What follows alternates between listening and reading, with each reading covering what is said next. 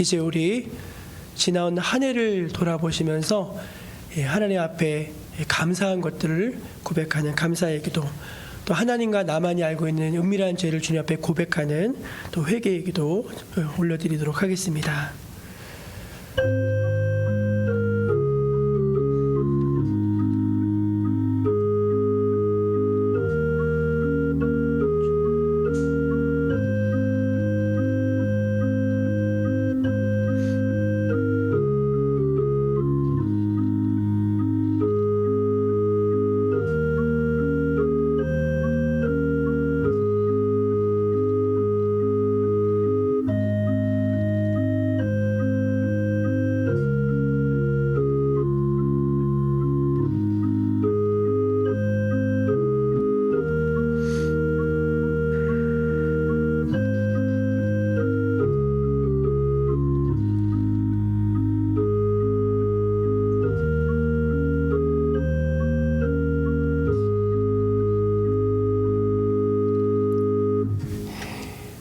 지나온 시간들을 돌아보며 하나님의 은혜에 감사하는 사람들, 또 자신의 작고 연약함, 죄악을 주님 앞에 숨김없이 고하는 모든 백성들에게 우리 주님은 이렇게 말씀하십니다.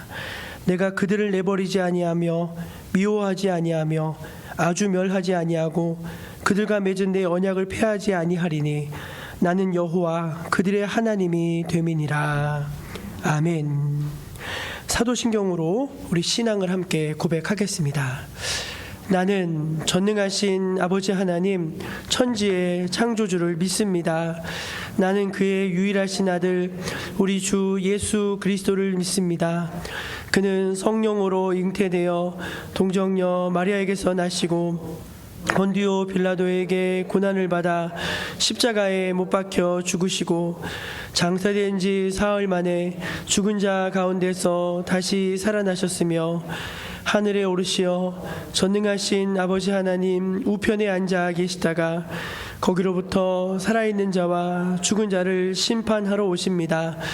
나는 성령을 믿으며 거룩한 공교회와 성도의 교제와 죄를 용서받는 것과 몸의 부활과 영생을 믿습니다. 아멘. 성시교독은 교독문 106번 감사절 2입니다. 할렐루야, 우리 하나님을 찬양하는 일이 선하며 찬송하는 일이 아름답고 마땅하도다. 여호와께서 예루살렘을 세우시며 이스라엘의 흩어진 자들을 모으시며 상심한 자들을 고치시며 그들의 상처를 싸매시는도다. 그가 그들의 세월을 쓰시고 그것들을 다 이름대로 부르시는도다. 우리 주는 위대하시며 능력이 많으시며 그의 지혜가 무궁하시도다. 여호와께서 겸손한 자들은 붙드시고 악인들은 땅에 엎드려 지시는도다.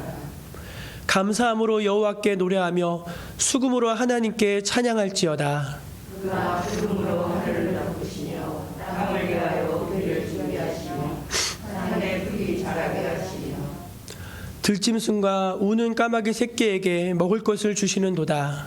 여호와는 말을 힘이 세다 하여 기뻐하지 아니하시며 사람의 다리가 없애다 하여 기뻐하지 아니하시고 여호와는 자기를 경외하는 자들과 그의 인자하심을 바라는 자들을 기뻐하시는도다. 아멘. 자리에 앉아서 찬송 592장을 함께 찬송하겠습니다.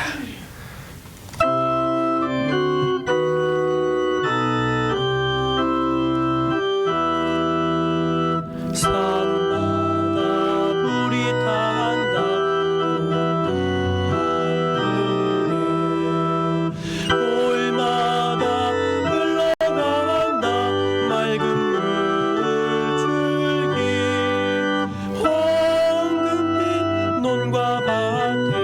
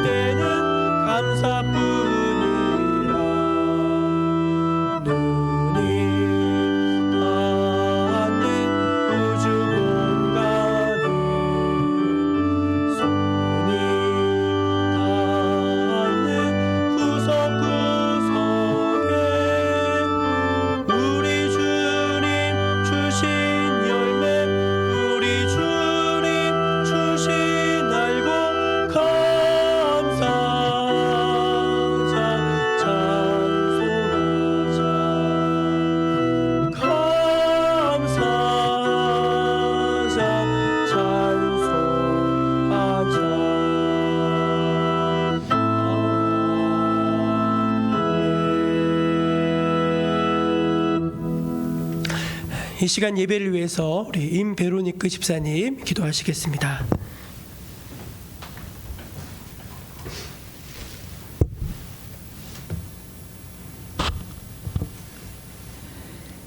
변함없으신 주님의 선하심과 인자하심을 감사합니다. 지나온 시간 주님께서 우리의 앞에서 또 우리의 뒤에서 불기둥으로 구름 기둥으로 이끌어 주셔서 오늘 이 자리에 저희가 있습니다.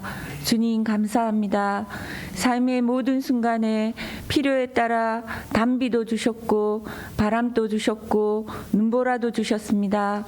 넘치게도 하셨고 부족하게도 하셨습니다. 강하게도 하셨고 약하게도 하셨습니다. 주시기도 하셨고 가져가시기도 하셨습니다. 주님 감사합니다. 모든 것이 주님으로부터 받은 저희의 은혜임을 고백합니다. 감사합니다. 저희가 받은 모든 은혜에 감사하여 감사 예배를 드립니다. 이 시간 저희에게 특별한 은혜를 더하여 주시옵소서. 주님의 몸 되신 정목교회를 섬기게 하셨으니 감사합니다. 착하고 신실한 일꾼들이 되게 하여 주시옵소서. 주님의 신부 되신 정목교회를 사랑하게 하심을 감사합니다. 온 마음과 정성을 다해 교회를 사랑하게 하여 주시옵소서. 주님의 가족 되신 정목교회의 가족이 되게 하심을 감사합니다. 모든 정목가족들이 주님 안에서 아름다운 교제를 나누어가는 공동체가 되게 하여 주시옵소서. 세상에서 가장 문이 넓은 교회가 되게 하여 주시옵소서. 세상에서 가장 문턱이 낮은 교회가 되게 하여 주시옵소서. 그리스도께서 하셨듯이 가난하고 병들고 외롭고 지친 이들에게 희망의 빛이 되게 하여 주시옵소서. 주님, 정목교회에 선한 목자를 주셔서 감사합니다.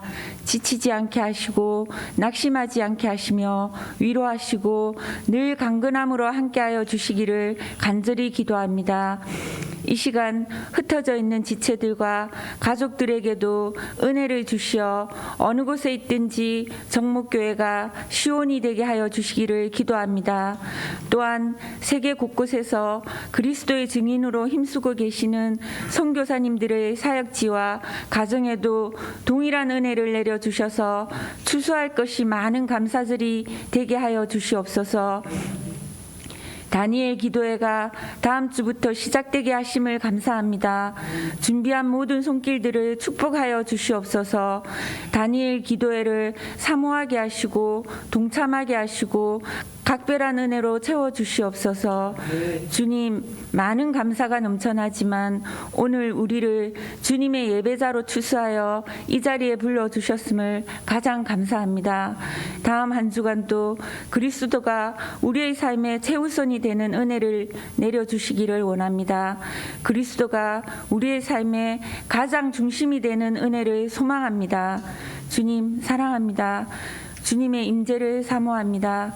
변함없이 우리의 선한 목자 되시고 우리 삶의 주인 되시며 영원한 스승 되시고 가장 좋은 친구 되시는 예수 그리스도 이름으로 기도드립니다. 아멘.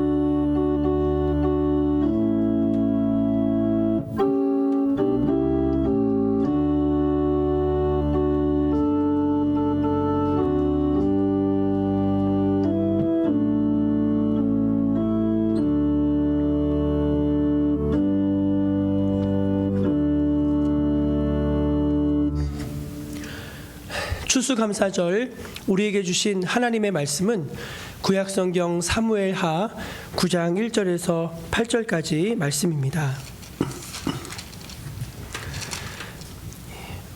구약성경 사무엘하 9장 1절부터 8절까지 말씀입니다.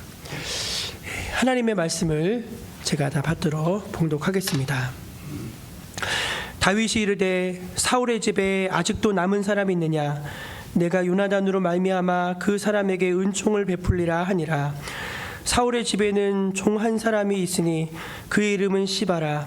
그를 다윗의 앞으로 부르매 왕이 그에게 말하되 내가 시바냐 하니 이르되 당신의 종이니이다 하니라.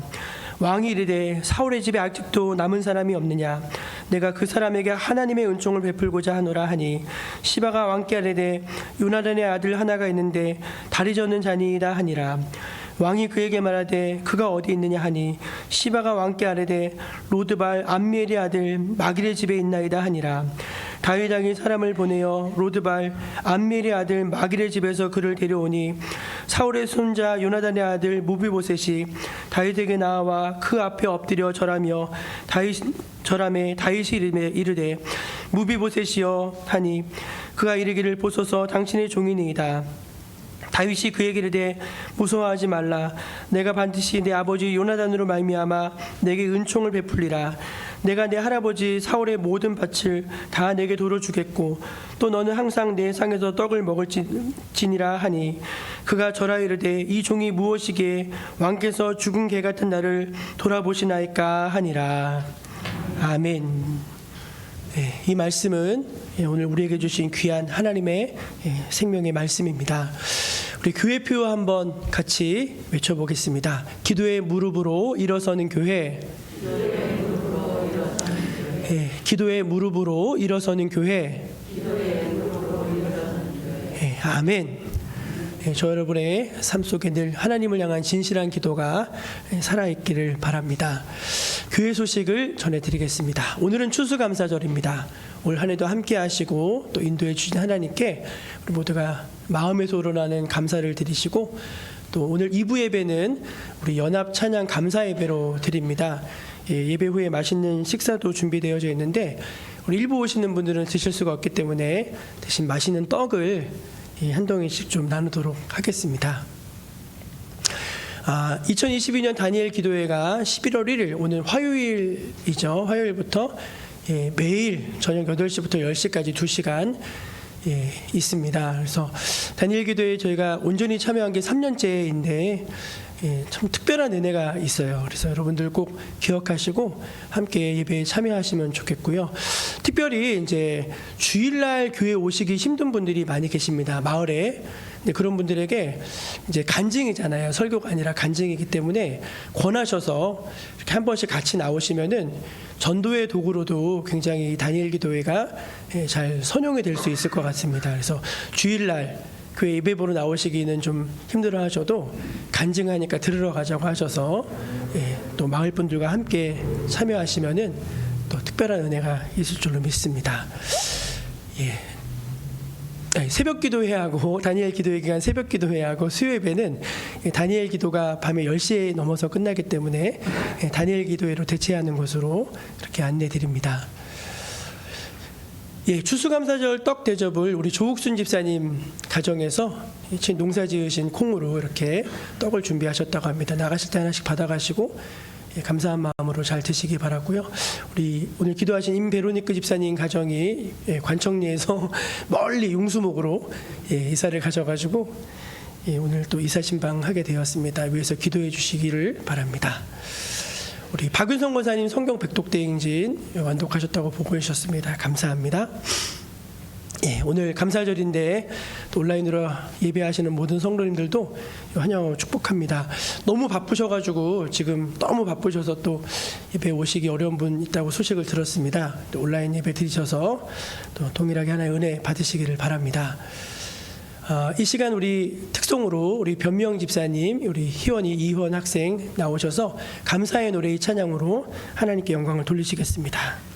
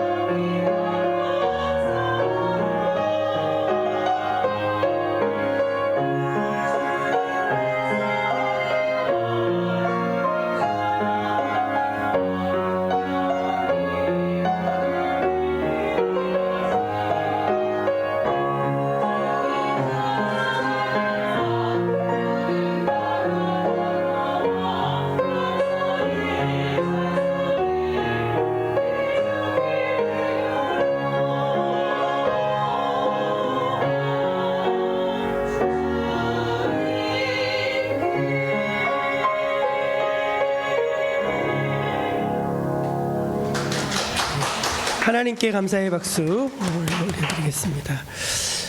예, 그래요.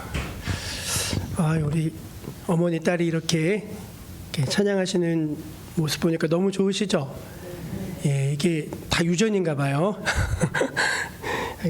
귀한 찬양 우리 하나님이 기쁘게 받으셨을 줄로 믿습니다. 우리 옆에 계신 분들하고 반갑게 한번 인사 나누면 좋겠는데요. 하나님의 은혜 정말 감사합니다. 그렇게 인사 나누겠습니다. 하나님의 은혜 정말 감사합니다. 예. 우리 감사절이면 저희가 이렇게 좀 처음에 좀 소박하게 시작을 했는데 우리 너무 예쁘죠, 여러분? 좀 감동을 좀 해보세요. 너무 예쁘죠? 사실 저는 오늘 우리가 연합 찬양 예배 2부로 드려져서 2부 예배 때 많이 오시고 1부 때는 조금 이렇게 오시겠다 했는데 더 많으세요, 평소보다. 그래서 여러분 1부 예배도 잘 드리시고 또 이제 일 마치시면은 저희가 온라인으로 유튜브에 검색하시면은 찬양 예배 실황도 다 올라가 있으니까 또 이렇게 함께 또 참여하시면 참 좋을 것 같습니다. 제가 지난주 이제 설교 말씀 하루 3번 감사 제목으로 설교하면서 이번 한 주는 마음의 원망이나 불평이나 어떤 부정적인 말들을 다 제하고 감사의 마음, 감사의 언어만 마음속에 가득 담자 그렇게 여러분을 말씀을 드렸는데 어떻게 여러분 마음속에 지금 감사가 충만하십니까? 예, 저는 며칠 전 아침에 저희 집사람이 아침에 이제 아침밥을 하면서 제게 이제 툭 던진 말이 굉장히 마음에 깊이 다가왔습니다. 아우 감사하지. 우리는 옛날 왕들보다 더 잘 살잖아. 그러는 거예요. 예, 우리는 옛날 왕들보다 더 잘 살잖아. 예, 정말 그렇습니다. 옛날 왕들은요 어디 다닐 때 가마 타고 다니셨잖아요. 가마 이렇게 가마 타고 다니는데 우린 지금 뭐 타고 다니죠? 자동차 타고 다니잖아요. 우린 또 좀 심한 경우는 비행기도 탑니다. 옛날 왕들은 비행기 못 타보셨거든요. 여기 앞에 수박 있죠, 수박. 예, 옛날 왕들은 아무리 왕이라도요 겨울에 수박 못 먹습니다. 네, 우리는 이제 사시사철 싱싱한 과일과 채소 언제든지 원하면 먹을 수 있고요. 저녁에 시키면 아침에 집 앞까지 갖다 줍니다. 예, 그리고 이제 핸드폰 다 손에 이제 전화기 한 대씩 들고 있고 또 이렇게 손녀들 보고 싶으면 옛날에는 막 그리워했잖아요. 지금 어떻게 하죠?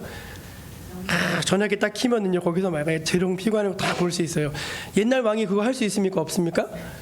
그거 못하죠. 그래서 어떻게 보면은 정말 왕보다 더 풍족한 삶을 사는 것이 오늘의 이 시대가 아닌가 이제 생각을 해봤습니다. 그런데 실상을 들여다보면은 많은 사람들이 그런 삶을 살면서도 감사한 것으로 생각하지 못합니다. 왜 그럴까요? 그냥 당연한 것으로 여기니까 그렇습니다. 여러분 당연하다고 생각하는 것에는 감사라는 게 없습니다. 그냥 당연한 것이지. 그러나 당연하지 않다. 다 은혜이고 복이다라고 생각하는 사람의 마음속에 입술에는 늘 감사가 있는 것입니다. 저와 여러분은 당연한 것이 아닌 감사한 것으로 모든 것을 받으실 수 있기를 축복합니다. 디모데전서 4장 4절 말씀해 보면은 하나님이 지으신 모든 것이 선함에 감사함으로 받으면은 버릴 것이 없다고 했습니다. 버릴 것이. 그러니까 우리가 다 모든 것을 다 감사함으로 반응하면은 우리의 삶에 버릴 것이 없는 것입니다. 뉴스를 보는데 경기도 전체에서 가을에 가볼 만한 단풍 여행지를 딱 한 곳 꼽았더라고요. 제일 좋은 곳이 어디냐? 가을에 단풍 여행 가기 경기도에서 제일 좋은 곳이 어디냐? 어디였을까요? 예, 연인산이었습니다. 그래서 청몽리죠, 뭐 연인산. 예, 연인산이 1위더라고요. 그러니까 여러분은 지금 대한민국에서 제일 좋은 곳에 사시고 계시는 것입니다. 다른 분들은요, 서울에 계신 분들은 벼르고 별러가지고 반나절 와서 이 경치를 잠깐 보고 가잖아요. 그렇죠?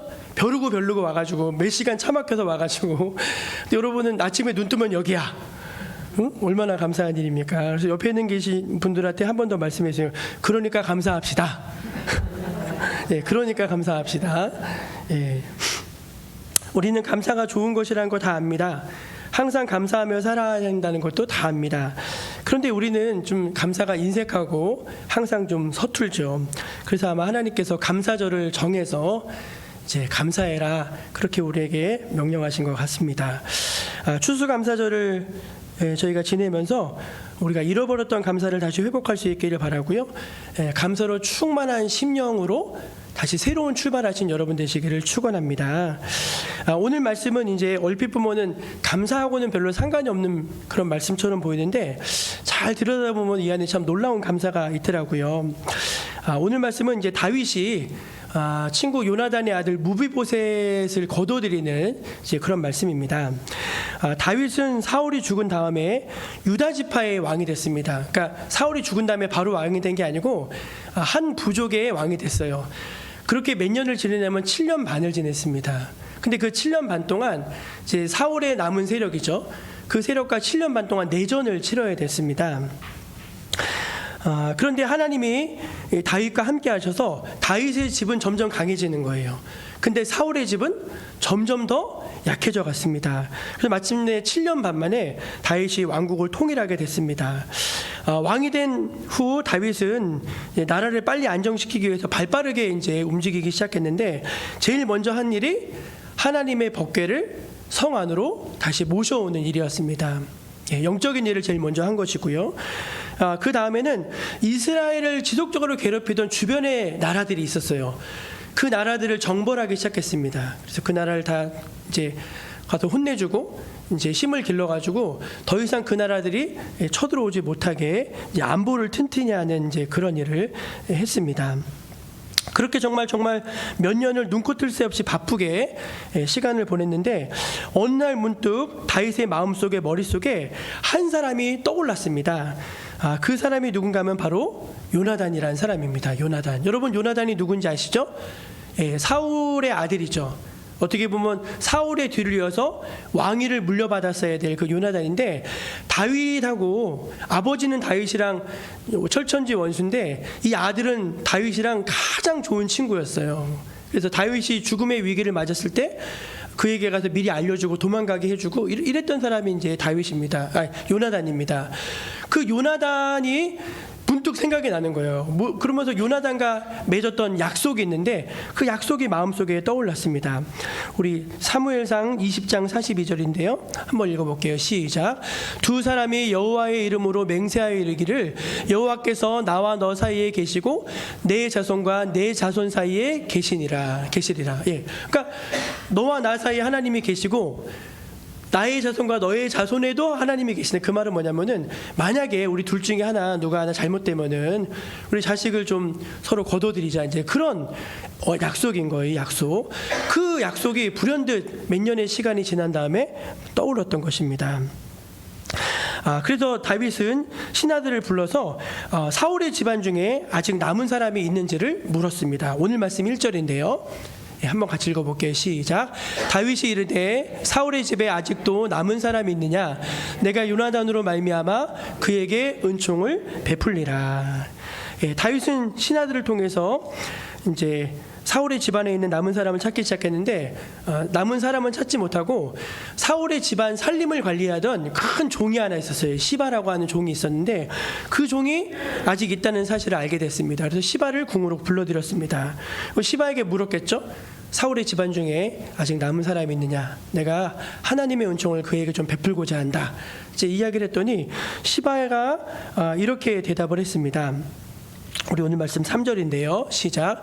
시바가 왕께 아뢰되 요나단의 아들 하나가 있는데 다리 저는 자니이다 하니. 아들이 하나 있긴 한데 요나단의 아들이 하나 남아 있긴 한데 그 아들이 다리를 전다는 거예요. 그러니까 장애가 있다는 것입니다.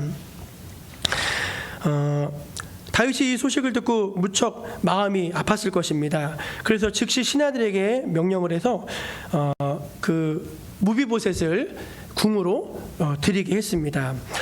무비보셋을 만난 다윗은 너무 기쁜 마음에 아주 극진하게 이 무비보셋을 대접을 해줬습니다. 큰 축복을 몇 가지 줬는데 첫째는 사울의 모든 땅을 다시 무비보셋에게 이렇게 돌려주는 것이었습니다. 그러니까 무비보셋이 할아버지도 죽고 아버지도 죽고 가족도 다 잃고 지금 남의 집에 얹혀 살고 있는 사람인데 재산을 다 주고 나중엔 종도 주거든요. 그래서 이제 내가 너 다시 다 줄게 하면 돌려주는 것입니다. 그리고 두 번째 은혜가 뭐냐면은 왕의 식탁에 앉아서 같이 밥을 먹게 해줬어요. 여러분, 왕의 식탁에는요 다리 저는 자가 함께 할 수 없습니다. 법이 그래요, 법이. 근데 다윗이 그 법도 다 무시하고 너는 오늘부터 내 식탁에 앉아서 같이 밥을 먹어라. 여러분, 왕의 식탁에는 누가 앉아서 밥을 먹죠? 왕자들이 밥을 먹습니다. 사위, 왕자 이런 사람들만 밥을 먹는데 왕의 식탁에서 밥을 먹는다는 것은 다시 이제 양아들 같이 그의 지위를 회복시켜줬다는 이제 그런 의미입니다. 그래서 이제 완전히 하루아침에 저 밑바닥에 있던 사람이 하루아침에 갑자기 이제 위로 확 올라오게 된 것이죠. 너무나 큰 은혜를 받은 무비보셋은 왕에게 이렇게 좀 특이한 감사의 고백을 합니다.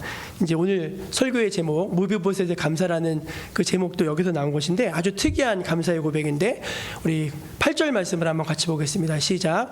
그가 절하여 이르되 이 종이 무엇이기에 왕께서 죽은 개 같은 나를 돌아보시나이까 하니. 예, 특이하지 않습니까? 내까지 게 뭔데 난 정말 죽은 개 같은, 그러니까 아무것도 아니라는 거예요. 자기는 죽은 개 같은 나를 왕께서 돌아보십니까 하면서 이게 무비보셋의 감사의 내용이에요. 감사의 내용. 나는 죽은 개 같은 사람인데 어찌 나를 돌보십니까?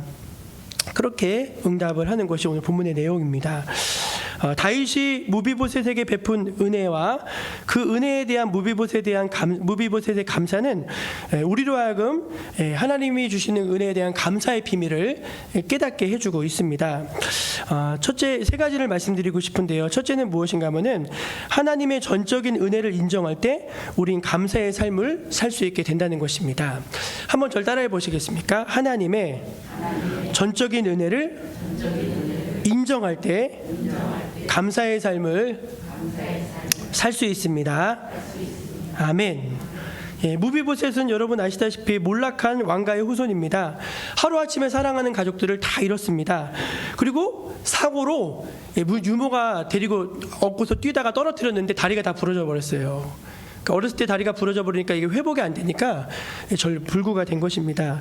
그러니까 장애인이 되었습니다. 보세요. 몰락한 왕가의 후손이니까 새 왕에 들어섰으니까 이제 숨어 살아야 되는 사람입니다. 그리고 사랑하는 가족 아무도 없습니다. 자기 홀로 남았습니다. 그리고 장애인이 되었습니다. 그리고 지금은 로드발 암미엘의 아들 마길이라는 사람의 집에서 얹혀 살고 있습니다. 혼자의 힘으로 살 수 없으니까. 그런 그에게 하루아침에 놀라운 일이 벌어졌는데 왕궁으로 다시 돌아가게 되고 왕의 식탁에 앉아서 함께 먹는 자가 되고 잃어버렸던 모든 것들을 다시 회복하는 그런 놀라운 은혜를 그가 얻은 것입니다. 여러분, 어떻게 이런 일이 그에게 일어날 수 있습니까? 하나님이 하신 일입니다. 예, 하나님이 하신 일이에요. 오늘 말씀 3절인데요. 한번 같이 읽어볼게요. 3절 시작. 왕이 이르되 내가 그 사람에게 하나님의 은총을 베풀고자 하노라. 아멘. 사실 여러분, 다윗은요 무비보셋을 찾아도 굳이 이렇게까지 안 해줘도 됩니다. 사실 여러분 엄밀히 말하면은요 무비보셋은 왕손이기 때문에 어떻게 보면 나중에 반역의 씨앗이 될 수 있거든요. 그런데도 사울의 모든 땅을 다 돌려주고 다 이렇게 해주는 거예요. 여러분, 약속도 산 사람하고 약속이나 지키지 죽은 사람이랑 한 약속 누가 지킵니까? 그런 사람 별로 없습니다. 근데 하나님이 다윗의 마음속에 요나단을 깨닫게 하시는 거예요.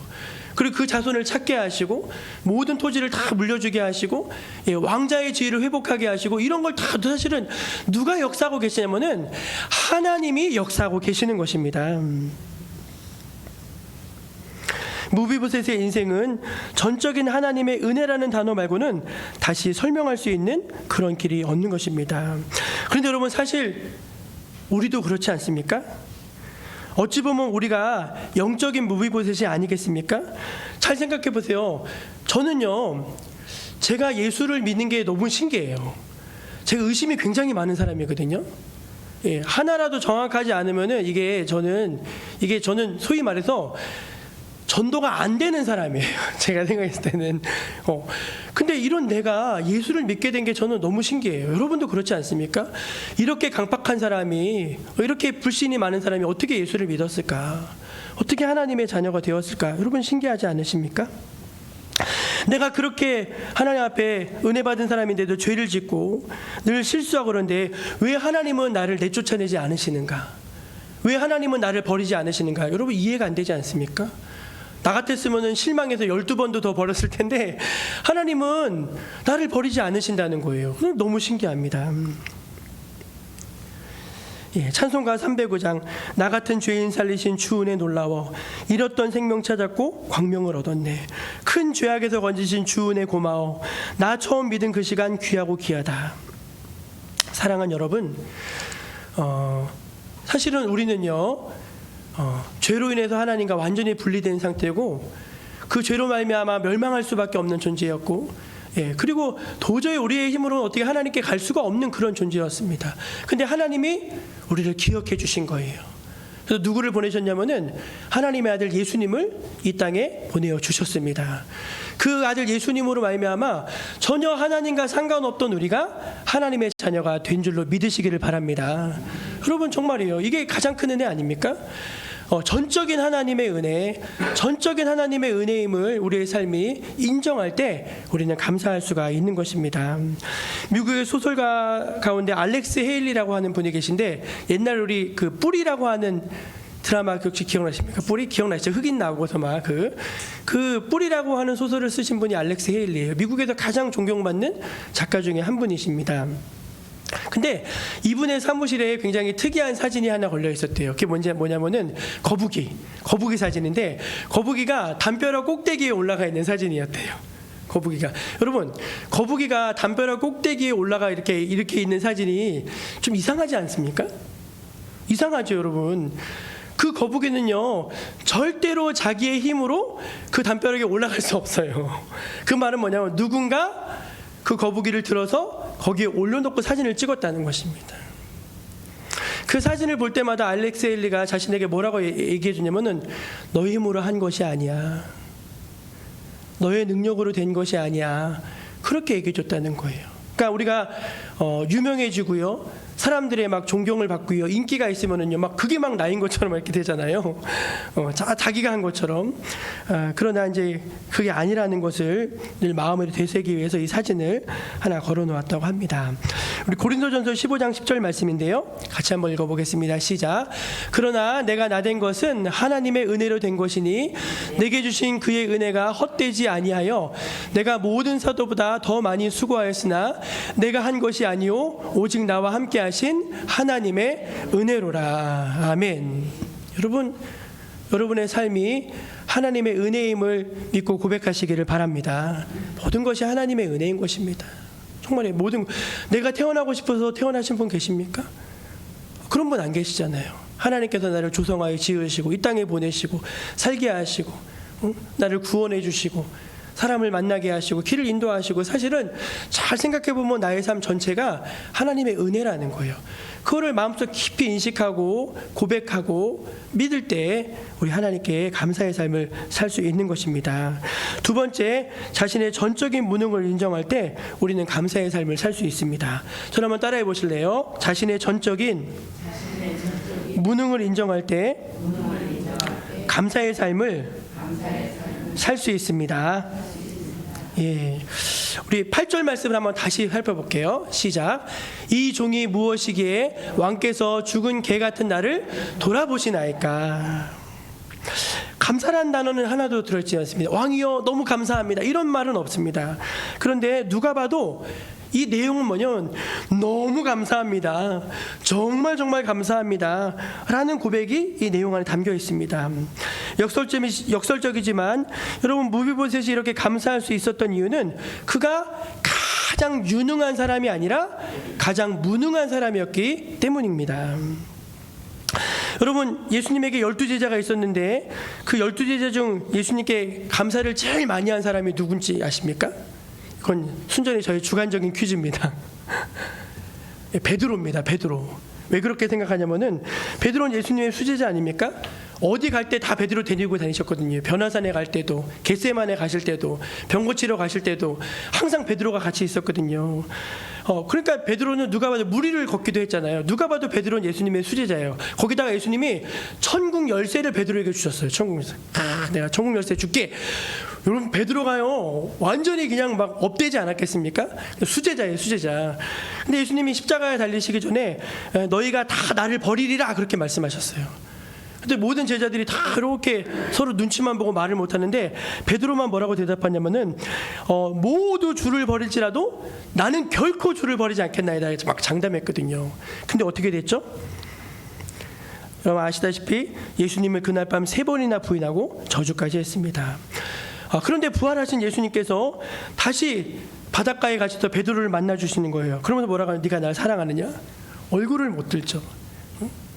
내 양을 치라. 네가 나를 사랑하느냐? 내 양을 먹이라. 네가 나를 사랑하느냐 하면서 주님의 사랑을 다시 확인시켜 주시고 사명을 다시 일깨워 주시는 그런 모습을 우리가 보지 않았습니까? 여러분 그러니까 그 주님의 사랑이 얼마나 고마워요. 자긴 배신자인데 다시 찾아오셔서 자기를 받아주신 그 예수님이 얼마나 고마워요. 그러니까 자기가 부족한 것만큼 자기가 자기의 실체를 본 것만큼 하나님께 감사할 수밖에 없는 거예요. 그 말은 뭐냐면은 자기가 잘난 사람은요 하나님께 별로 감사하지 않습니다. 자기의 무능함, 자기의 연약함, 자기의 죄악됨 이런 것들을 진심으로 아는 사람이 하나님께 감사할 수가 있는 것입니다. 지난 노회가 지난주 이제 목요일에 있었는데 오전 회무를 마치고 저는 이제 우리 동기 목사님들 오랜만에 만나서 밥 먹고서 차를 한 잔 마시면서 대화를 하고 있었습니다. 근데 전혀 모르는 분이 갑자기 제 앞에 탁 앉으시는 거예요. 전혀 모르시는 분이. 근데 그분이 저를 어떻게 아셨는지 정목교회 목사님이시죠? 그러는 거예요. 그래서 그분이 이렇게 자세히 보니까 저도 이분이 누군지 알 것 같아요. 이분이 어떤 분이냐면은 이분이 5년 동안 임지가 없어가지고 다른 교단인가 다른 선교단체에 가서 이렇게 일을 하셨대요. 근데 목사는 2년만 임지가 없어도 해직이 됩니다. 2년만 임지가 없어도 해직이 돼요. 그런데 이분이 이제 하나님의 은혜로 이번에 어떻게 다시 교회를 임지를 얻었어요. 그래가지고 임지를 얻어서 회의를 통해서 이분을 다시 복권시켜드리자 해서 복권을 시켜드렸어요. 그 복권을 하면은 앞에 나가서 선서도 하고 이렇게 예식을 해야 되거든요. 그분이더라고요. 아까 그 예식을 했던 그분이더라고요. 근데 그분이 저를 보더니 정목교회 목사님이시셨는데 저는 깜짝 놀랐는데 그분 이렇게 보니까 저도 이제 그분 아는 거잖아요. 그래서 목사님 축하드린다고 이렇게 복권 돼서 너무 잘 됐다고 했더니 그분이 저한테 뭐라고 하시는지 아십니까? 목사님 제가 누구신지 모르시죠? 사실은 제가 원래 정목교회 가고 싶었습니다. 정목교회 담임 목사 뽑을 때 마지막 최종 2사람 중에 한 사람이 바로 접니다. 그분이 그러시는 거예요. 마지막 최종 후보 2사람 중에 하나가 자신이었다는 거예요. 근데 목사님이 붙고 저는 떨어졌습니다. 하시는 겁니다. 근데 제가 보니까 그분이 참 좋으신 분 같더라고요.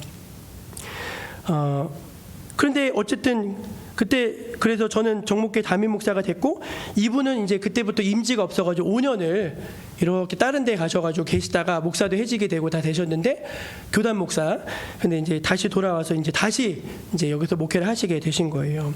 그분이 떨어지고 저는 붙어서 감사하다는 말씀을 드리는 게 아닙니다, 여러분.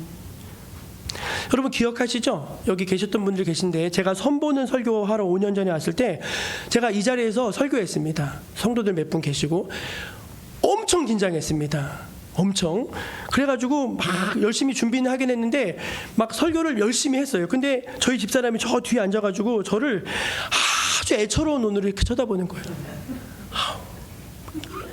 그러면서 내가 아무리 봐도 분위기가 이상해서 왜 그래? 그랬더니 본문을 안 읽었잖아 이 바보야. 본문을 안 읽어요. 본문을. 근데 그때 제가 정신을 차리고 그냥 과감하게 쫙 밀고 나갔어야 되는데 그 말에 또 흔들려가지고 설교하다 중간에 본문을 읽었어요. 그 다음부터는 설교가 어디서 어디로 가는지를 알 수가 없어. 완전히 그냥 막 사방을 헤매다가 내가 무슨 말을 하는지 나도 모르고 설교 끝 하고 내려왔어요. 참 진짜 본문도 안 읽었죠. 설교 완전히 죽 썼죠.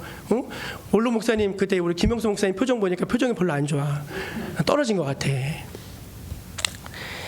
그래서 이제 실망한 마음을 안고 이제 서울로 이제 집사람과 이렇게 갔습니다. 여보, 나 오늘 완전히 죽 썼어. 그러더니 그러게. 근데 제가 그때 이런 말했어요. 여보, 내가 오늘 여기서 완전히 죽 썼는데 그런데도 나를 오라고 하면은 그건 내가 한 게 아니라 하나님이 하신 거겠지? 그랬어요. 정말로 그랬다니까요. 내가 이렇게 죽을 썼는데 내가 이런데도 나를 정목해서 청빙을 해서 날 불러주면은 그거는 내 실력으로 온 게 아니라 하나님이 불러주신 거겠지? 네, 그랬어요. 근데 아니나 다를까 한 달 반쯤 있다가 전화가 왔어요. 오라고. 제가 감사했을까요? 안 감사했을까요? 무지하게 감사했습니다. 감사한 건 많이 했어요. 아니 빈말이 아니죠. 그 다른 의도가 있는 게 아니고 정말이에요, 여러분. 왜 그랬냐면요, 제가 설교 잘하고 좋은 이미지를 딱 남기고 성도들의 마음을 딱 사로잡고 딱 그래서 제가 담임 목사 됐다면요, 저는 그렇게 감사하지 못했을 것 같아요. 완전히 죽을 쓰고 완전히 안 되는데 제가 이렇게 부족한데 저를 불러주시니까 너무 감사한 거예요. 디모데전서 1장에서 이렇게 말씀합니다. 같이 읽어볼게요. 시작. 나를 능하게 하신 그리스도 예수 우리 주께 내가 감사함은 나를 충성되이 여겨 내게 직분을 맡기심이니 내가 전에는 비방자요 박해자요 폭행자였으나 죄인 중에 내가 괴순이라. 여러분, 바울의 편지를 보면 항상 감사가 들어가 있습니다. 감사. 왜 감사한지 아세요? 자기가 죄인 중에 괴수였거든요. 그러니까 그런 자기가 지금은 그 예수님을 전하고 있다는 게 너무 감사한 거예요. 너무 감사한 거예요. 사랑하는 여러분, 감사는 부족한 사람에게 임하는 하나님의 은총임을 믿으시기를 바랍니다. 낮아진 사람, 깨어진 사람, 거듭난 사람, 고난을 아는 사람, 그런 사람이 하나님 앞에 감사할 수가 있는 것입니다. 마지막 세 번째, 우리는 하나님의 주권을 인정할 때 감사의 삶을 살 수 있습니다. 저를 한번 따라해 보실래요? 하나님의 주권을 인정할 때 감사의 삶을 살 수 있습니다. 예, 오늘 이제 본문이 다 길어서 다 읽지 않았는데 마지막 13절 한번 같이 읽어볼게요. 13절 읽어볼까요? 시작. 무비보셋이 항상 왕의 상에서 먹음으로 예루살렘에 사니라. 그는 두 발을 다 절더라. 이상하지 않아요, 여러분? 저는 이게 너무 이상하더라고요. 너무 행복한 얘기잖아요. 그죠? 너무 드라마 같은, 진짜 동화 같은 얘기 아닙니까?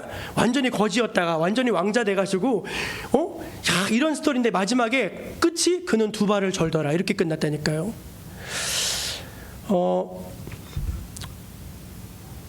왕에서 밥을 먹는 그런 사람이 되었는데, 왕의 상에서 밥을 먹는 사람이 되었는데도 달라지지 않는 게 있었어요. 그게 뭐냐? 그는 여전히 다리를 젓는 절름발이었다는 사실입니다. 여러분, 우리는 아무리 큰 은혜를 받아도요, 달라지지 않는 것이 있습니다. 은혜는 받았어요. 근데 달라지지 않는 게 있더라고요. 그런 걸 어떻게 해야 되죠? 내가 하나님이 이왕 은혜를 주시려면 다리도 딱 고쳐주시면 어쩌죠? 하나님은 다리 고칠 수 있잖아요. 근데 하나님이 무비보셋의 다리는 안 고쳐주셨더라고요. 그는 여전히 두 다리를 절더라. 여러분, 그건 어떻게 해야 되죠? 내가 은혜는 받았는데 이건 안 돼. 그건 어떻게 해야 돼요? 받아들여야 됩니다. 그건 하나님의 주권이에요. 하나님의 뜻이에요. 그러니까 하나님이 그렇게 하신 거는 받아들여야 된다니까요. 여기 앉아 계신 분들 다 은혜 받은 분들 아닙니까? 그런데 우리의 삶에는 은혜를 받고도 달라지지 않는 것이 있습니다. 나의 고약한 인간성이 잘 안 변합니다. 우리 남편이 그렇게 기도했는데 잘 안 변합니다. 나를 힘들게 하는 사람들이 어디 가나 직장이나 어디나 꼭 한 명씩 꼭 있습니다.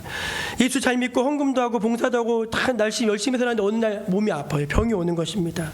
믿었던 사람이 내 뒤통수를 때리고 배신했습니다. 그럴 때 우리는 어떻게 됩니까? 그럴 때 우리는 감사를 잊어버리게 되죠. 그럴 때 마음의 감사가 떠나가 버린다니까요. 그런데 그때 기억해야 될 것이 있습니다. 그게 하나님의 주권입니다. 하나님이 무비보셋에게 은혜를 주셨습니다. 그러나 그는 여전히 절뚝발입니다. 이왕 주실 은혜면 다리도 좀 고쳐주시지. 그러나 그렇게 하지 않으셨습니다. 그게 하나님의 결정입니다. 받아들여야 하는 것입니다. 그리고 그 안에서 감사하셔야 돼요. 하나님의 주권 안에서 감사하셔야 돼요. 더 좋은 길로 인도하시는 하나님의 계획이 있음을 믿고 지금 내게 주어진 이 상황에 대해서 원망과 불평이 아니라 이거 하나님의 주권이구나 인정하고 그 안에서 감사할 수 있어야 한다는 것입니다. 영국의 작가 다니엘 디포우가 쓴 로빈슨 크루소, 어렸을 때 많이 읽어보셨을 텐데 우리가 아는 그 얘기는 로빈슨 크루소의 1부와 2부가 있는데 우리가 아는 이야기는 다 2부 이야기예요. 2부 이야기. 거기 보면은 이런 이야기가 나옵니다. 이제 크루소가 파도에 파손돼가지고 무인도에 갔잖아요. 그때 감사하는 내용이 있더라고요. 4가지 감사를 했어요. 첫째는 뭘 감사했냐면은 물에 빠져 죽지 않아서 감사. 두 번째, 섬에 먹을 수 있는 열매가 있어서 감사. 세 번째, 위험한 식물이 없어서 감사. 뭐 잘못 먹으면 죽을 수 있잖아요. 막. 네 번째가 뭔지 아십니까? 이게 저는 제일 마음에 와닿더라고요. 날씨가 더워서 옷이 필요 없어서 감사. 이렇게 해놨더라고요. 말씀을 이제 정리하겠습니다, 여러분. 정말 그래요, 여러분. 하나님의 전적인 은혜세요. 정말 하나님의 전적인 은혜입니다. 그리고 나의 전적인 무능이에요. 나는 아무것도 할 수 없어요. 그거를 정말 마음속 깊이 할 때 우리의 삶에서 감사가 피어오를 수 있는 것입니다. 하나님의 주권을 인정하십시오. 하나님의 주권을 인정하세요. 그러면 그 안에서 감사의 열매, 감사의 꽃이 피어나게 되는 것입니다. 이제 추수감사절을 지내시면서 그냥 형식적인 예배로 흘러가는 그것이 아니라 정말 하나님 앞에 진정한 감사를 올려드릴 수 있는, 그리고 그 감사로 말미암아 우리 삶에 활력이 넘칠 수 있는 그런 여러분의 삶이 되시기를 주의 이름으로 축원합니다. 네, 기도하겠습니다. 하나님의 은혜를 감사드립니다. 모든 것이 전적인 주님의 은혜입니다. 나는 전적으로 무능합니다. 주여, 주여 나를 도와주시니 감사합니다. 하나님의 주권을 인정합니다. 그 안에서 주님 감사하게 하여 주옵소서. 예수님의 이름으로 기도합니다. 아멘. 우리 찬송가 587장을 부르시면서 하나님 앞에 준비한 힘으로 올려드리겠습니다.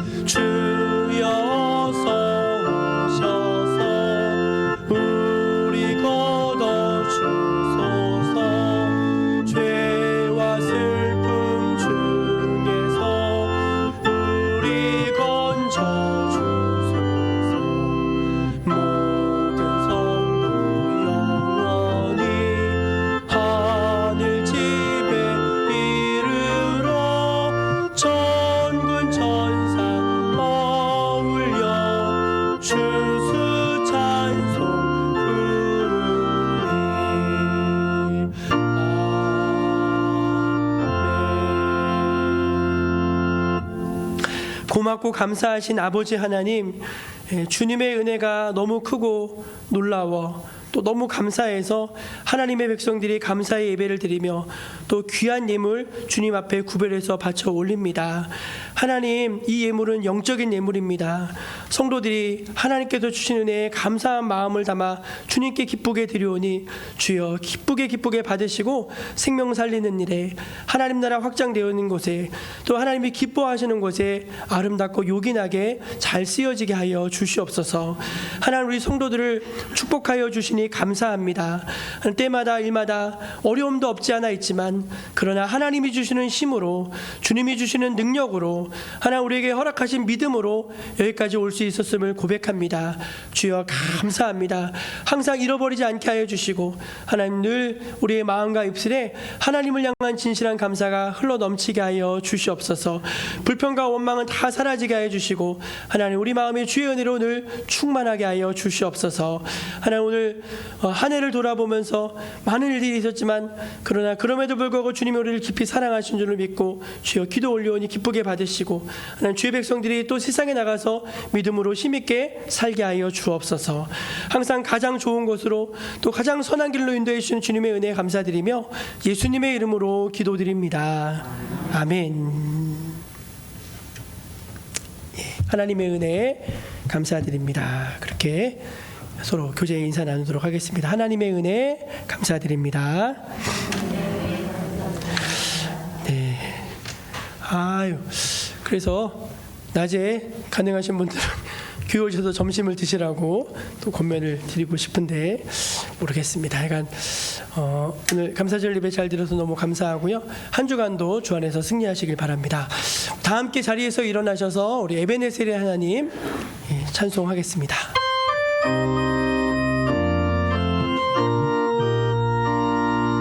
감사하신 하나님 에베네셀 하나님 살아계신 하나님 에베네셀 하나님 감사하신 하나님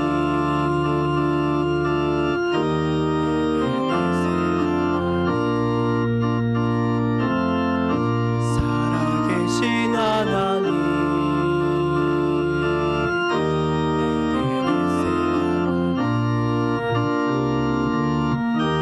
여기까지 인도하셨네. 감사하신 하나님